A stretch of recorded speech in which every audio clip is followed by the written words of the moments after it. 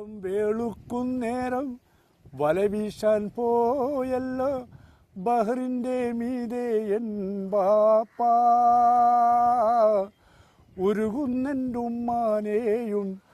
മലയാളത്തിന്റെ പ്രിയപ്പെട്ട മാപ്പിളപ്പാട്ട് ഗായകൻ എരഞ്ഞോളി മൂസയാണ് ഇന്ന് നമ്മൾക്കൊപ്പം. തലശ്ശേരി നഗരസഭയിലെ വോട്ടർ കൂടിയായ അദ്ദേഹം വിശേഷങ്ങൾ പങ്കുവെക്കും. ഇവിടെ കുറെ വർഷമായിട്ട് ഈ മുസ്ലിം ലീഗിന്റെ കയ്യിലാണ് ഇവിടുത്തെ ഈ മട്ടാമ്പുറം വാർഡിന്റെ ഭരണം.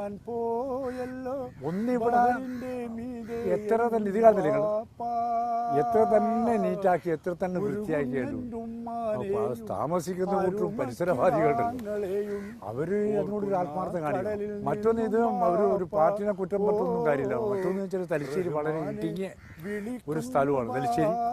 അപ്പം ആകെ മെയിനായിട്ട് 2 or 3 റോഡുണ്ട്. ഏതെങ്കിലും ഒരു റോഡിൽ എപ്പോഴെങ്കിലും ഒന്ന് വാഹനം ജാമായി പോയാൽ ഈ 3 റോഡും ജാമാണ്. അപ്പം അതാണ് ഇവിടുത്തെ ഏറ്റവും വലിയൊരു ശാപം. ഈ തീരദേശത്തിലെ നിർത്തിയും കൊണ്ട് തന്നെ ഈ കടലോരത്ത് ഒരു റോഡ് ഉണ്ടാക്കാൻ വേണ്ടി വളരെ ഈസിയായിട്ട് കഴിയും. ഈ കല്ലിട്ട സ്ഥലമുണ്ടല്ലോ, ഈ കല്ലിട്ട സ്ഥലത്തിന് കമ്പിളി നല്ലപോലെ മണ്ണുമെല്ലാം ഇട്ട് കഴിഞ്ഞാൽ ഇവിടെ റോഡ് ഉണ്ടാക്കാൻ വേണ്ടി തീരദേശം നിർത്തിക്കൊണ്ട് തീരദേശത്തിന് ഇല്ലാണ്ടാക്കിയിട്ടൊന്നും ചെയ്യാൻ കഴിയില്ല.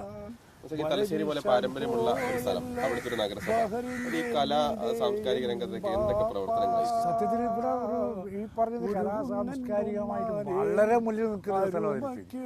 ഇവിടെ അറിയപ്പെടുന്ന നല്ല പാട്ടുകാരുണ്ട്, എഴുത്തുകാരുണ്ട്. കൊല്ലത്തിൽ ഒരു ഉത്സവം നടത്തും. അത് മുനിസിപ്പാലിറ്റി കുറെ ആൾക്കാരെ വെച്ചുകൊണ്ട് അതിന് മൊത്തം ഒരു കോൺട്രാക്ട് കൊടുത്തു. ആ കോൺട്രാക്ടും ചിലപ്പോൾ ഉത്തരവാദപ്പെട്ട ആൾക്കാരിൽ ഒന്നായിട്ടായിരിക്കും എനിക്ക് തോന്നുന്നു. അതിൻ്റെ ഉള്ളിലൊന്നും ഞാൻ പോക്കില്ല, അത് കണ്ടുപിടിക്കലുമില്ല.